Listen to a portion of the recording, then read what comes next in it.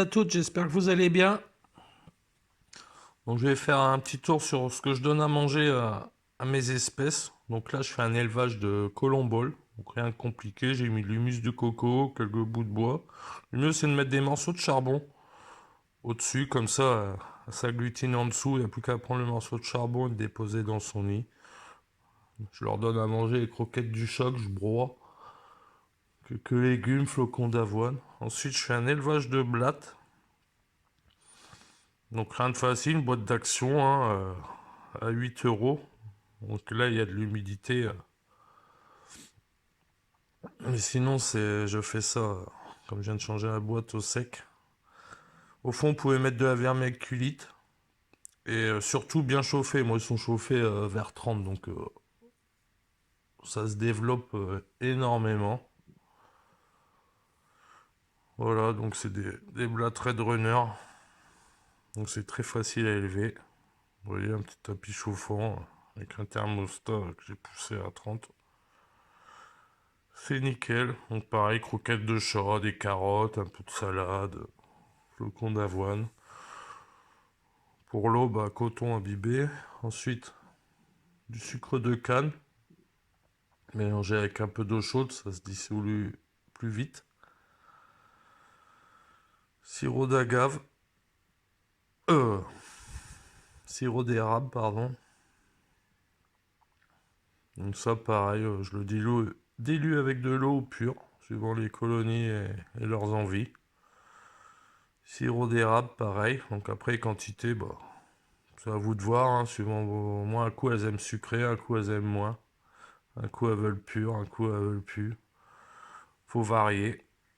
C'est ça le secret. Ensuite, élevage des asticots dans une boîte en plastique que j'avais pour mes menthes, par exemple.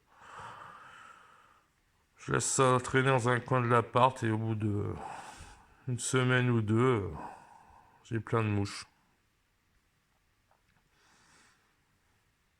Des souris que je donne à mon serpent, mais j'en donne maintenant mes grosses colonies de Messor, Nicobarensis.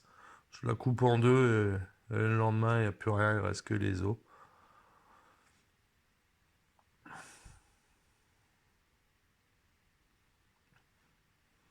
Et le clou, elles adorent. Là, c'est de lapine vert, du sirop pour abeilles. Donc j'ai dû payer ça 9,99. Il y a 7 kilos, donc il y a de quoi faire. Ça se garde à température ambiante. Moi, je le donne pur, pas besoin de le diluer. Nature, pas le laisser plusieurs jours, parce qu'après, ça englut dedans. Des drosophiles. Donc un petit bas, une boîte, un peu de paille. Au fond, là, pour les nourrir, c'est une pâte farine, eau et plure de pommes de terre ou rognons.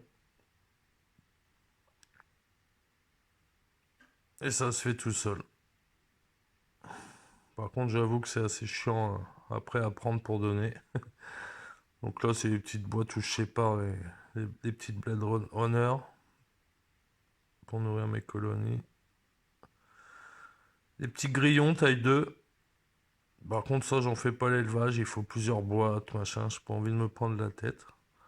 Voilà, j'achète de temps en temps une boîte ou deux, ou sur Grillon Shop, ou la ferme au Coléo. Ensuite, je fais des petits abreuvoirs comme ça. Je prends les capsules d'eau, par exemple, de cristalline, et je coupe le tour.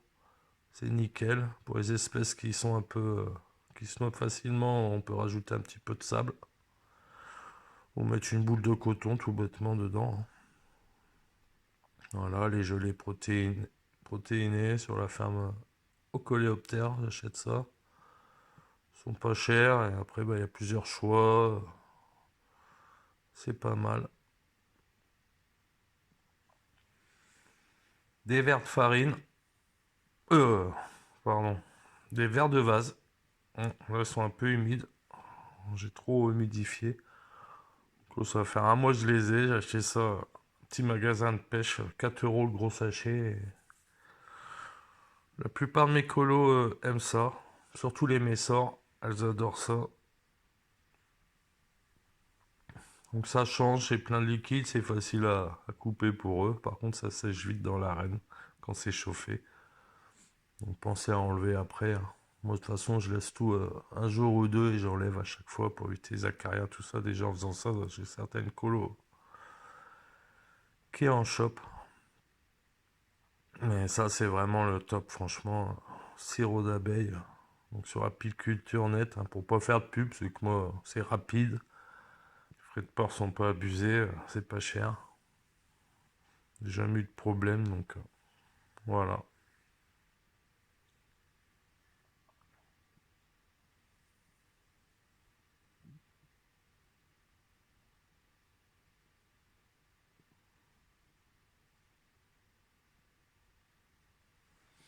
Voilà, on se quitte sur une petite image de Camponotus criantatus dans leur nouvelle aire de chasse.